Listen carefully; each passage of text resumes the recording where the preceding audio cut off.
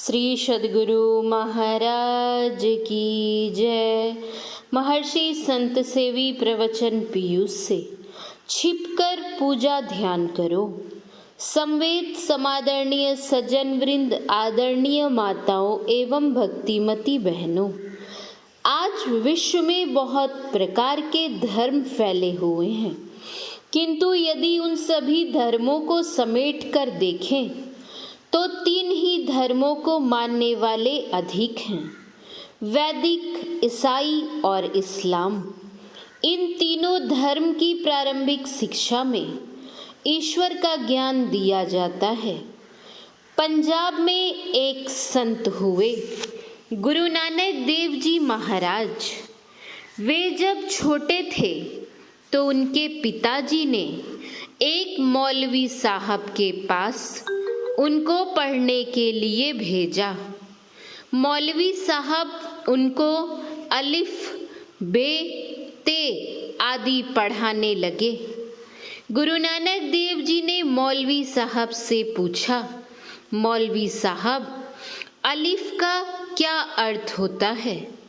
मौलवी साहब ने कहा, अलिफ का मतलब होता है एक।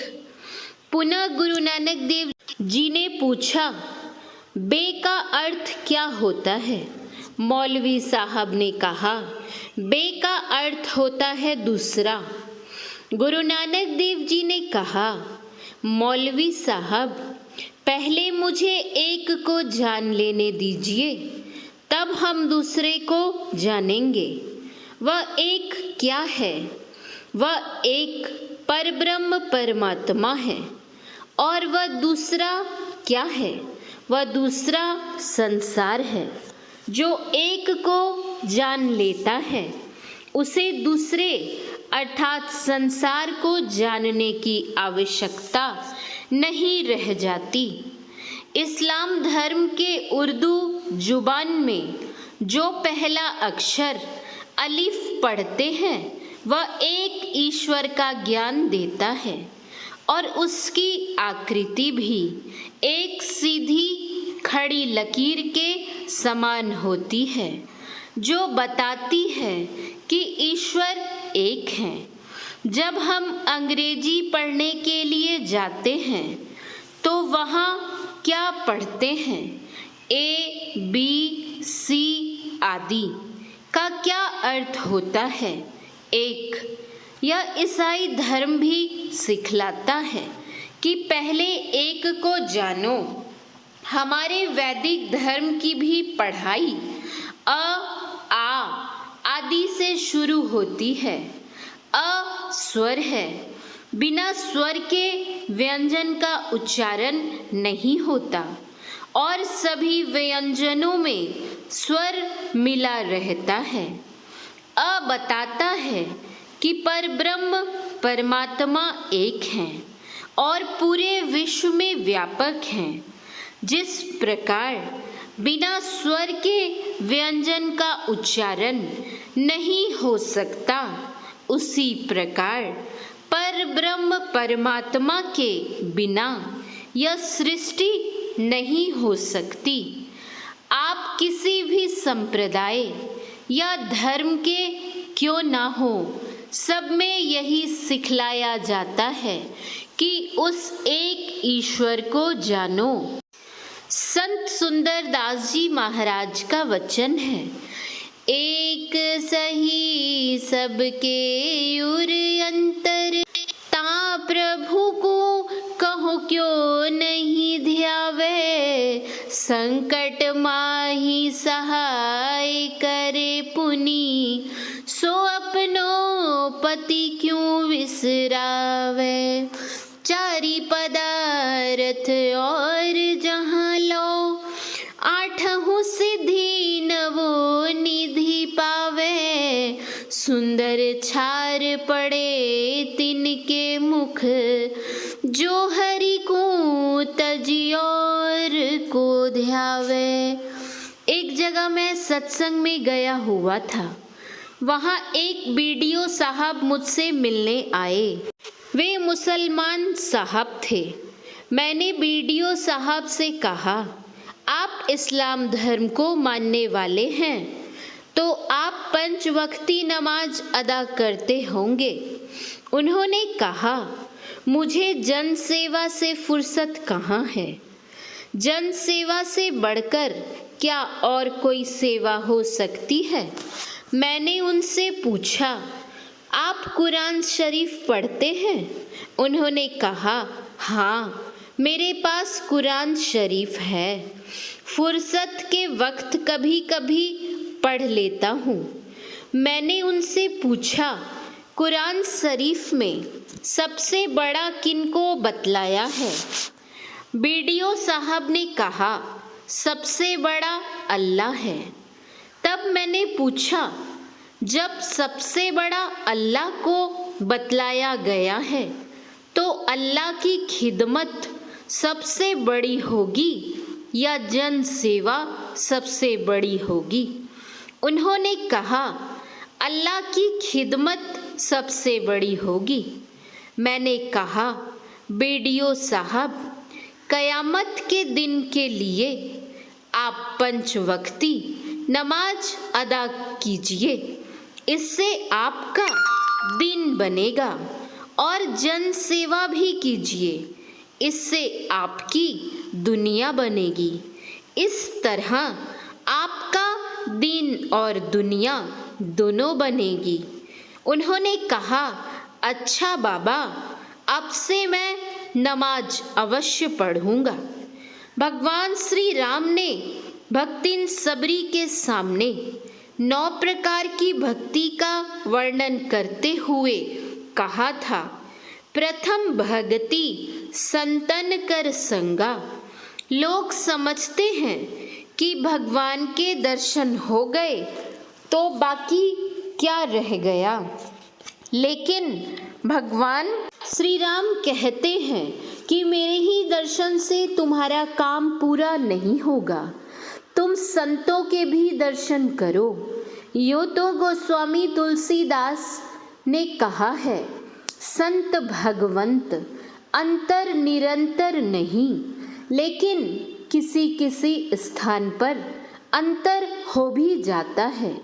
भगवंत का अवतरण किसी कार्य विशेष के कारण होता है और वे कार्य संपन्न करके चले जाते हैं। श्रीमद् भगवद गीता में आया है, यदा यदा ही धर्मस्य गलानि भरवति भारत अभ्युत्थान मधर्मस्य तदात्मानं सृजाम्यहम् परित्राणाय साधूनां विनाशाय च दुष्टकृतां धर्म संस्थापनार्थाय संभवामि युगे युगे। गोस्वामी तुलसीदास जी ठीक इसी का अनुवाद करते हैं। जब जब होई धर्म के हानि, बढ़ही असुर अधम अभिमानी, करई नीति जाई नहीं वरनी, सिदई विप्र धेनु सुरधरनी। तब तब धरी प्रभु विविध शरीरा, हरहि कृपा निधि सज्जन पीरा। भगवंत दुष्टों का संहार करते हैं और संत दुष्टों के संहार नहीं करते, बल्कि उनकी दुष्ट वृत्तियों का संहार करते हैं। संत और भगवंत में यही अंतर है। भगवान श्री राम तो यहाँ तक कह गए, मोते अधिक संत करी लेखा, मुझसे बढ़कर संत को जानो। लेकिन संत किनको कहते हैं? एक कवि के वचन में आया है, कपड़े रंग कर जो न कपट का जाल बिछावे, तन पर जो न विभूति पेट के लिए लगावे। हमें चाहिए सच्चा जी वाला वह साधु, देश जाति जगहित कर, जो नित जन्म गवावे। संत कबीर साहब ने कहा, संत और पारस में यही अंतरो जान, वह लोहा सोना करे, वह कर ले आप समान। पारस लोहे को सोना बना सकता है, पर पारस नहीं बना सकता। लेकिन जो संत होते हैं वे जड़ बुद्धि वाले अज्ञानी को भी ज्ञान देकर अपने समान बना देते हैं। महोपनिषद में आया है, भिद्यते हृदय ग्रंथि छिन्द्यते सर्व संशया, क्षीयन्ते चास्य कर्माणि तस्मिन् दृष्टे परावरे। अर्थात परे से परे को देखने पर हृदय की ग्रंथि खुल जाती है, सभी संशय छिन्न हो जाते हैं और सभी कर्म नष्ट हो जाते हैं। परे से परे क्या है? जड़ के परे चेतन है और चेतन के परे परब्रह्म परमात्मा है।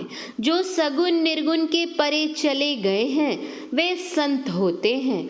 संस्कृत में जिनको हम संत कहते हैं, अंग्रेजी में उन्हीं को सेंट कहते हैं। वास्तव में जो सेंट होते हैं उनमें सेंट अर्थात सुगंधी होती है। वह सुगंध क्या है? वह सुगंध सदाचार की सुगंध है, अर्थात वे झूठ, चोरी, नशा, हिंसा और व्यभिचार इन पंच पापों से विरत रहने वाले होते हैं, एक ईश्वर पर अनुरक्त रहने वाले होते हैं तथा वे सत्संग और ध्यान करने वाले होते हैं, जिनको हम संस्कृत में संत और अंग्रेजी में सेंट कहते हैं। फारसी में उन्हीं को हम फकीर कहते हैं। फे, काफ, ये और रे से फकीर लिखते हैं। फे का अर्थ होता है फाका अर्थात उपवास। उपवास का अर्थ खुदा के निकट निवास। काफ का अर्थ होता है कनायत या संतोष।